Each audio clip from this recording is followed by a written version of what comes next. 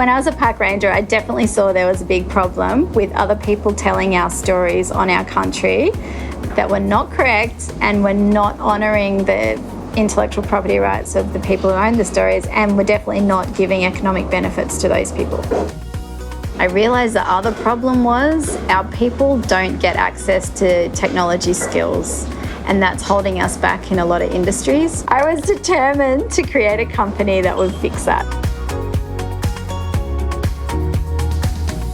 The journey of Indigital has been quite lengthy and probably a little bit longer than a lot of tech startups, because I wasn't just dealing with technology, I was dealing with cultural law as well, and that takes time. So when I had the idea, I knew clearly what it was going to be, but I had to work with the communities in the ways that they wanted to work with this technology as well. We made some trials, we got a little bit of funding, and with that little bit of funding, we built what's called a minimum viable product. And then we were able to show that to the government. We got a little bit of grant money. I took out a business loan.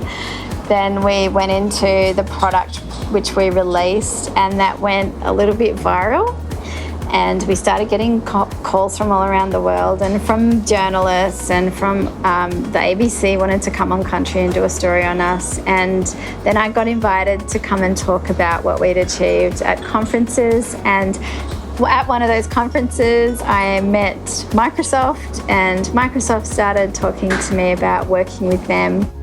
We ended up working together and partnering, and we developed a digital skills program for Indigenous women. We delivered that, and then we were able to showcase that to Telstra, who've just come on board as a partner as well.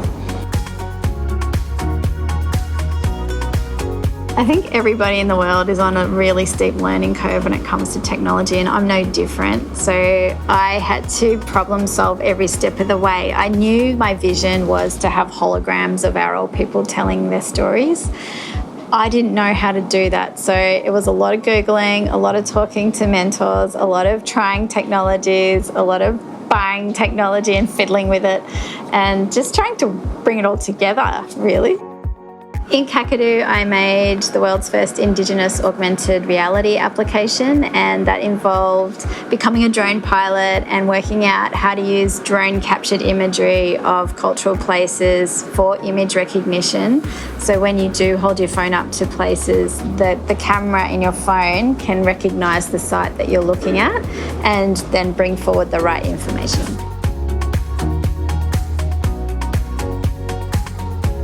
It's a hard balance to be a founder because you have to do everything, you have to have the vision. Sometimes it's really exhausting and sometimes it's lonely, but it's also very exciting when things work out.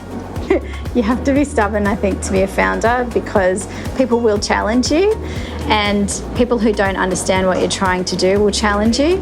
And being stubborn enough to move forward when a lot of people are telling you it's not going to work, or it's going to fail, or there's no point in doing what you're going to do, is important.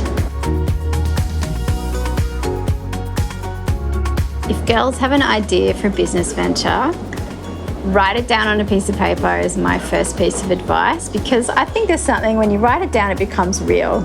And then you can stick it on your wall, and you can wake up to that idea every morning and then work out what that vision is and then chunk it down. So what's the first step I need to do? What's the second step? Think about the partners that you might need who bring different skills, knowledge and resources into achieving that idea. If you have a clear vision of what you're trying to achieve, it's like the lighthouse on the hill, and you can just keep looking up there and saying, that's what I'm aiming for, and this is just a little stumbling block, or I might have to just take a little bit of a different path to what I thought I needed to do to get to the top of the hill.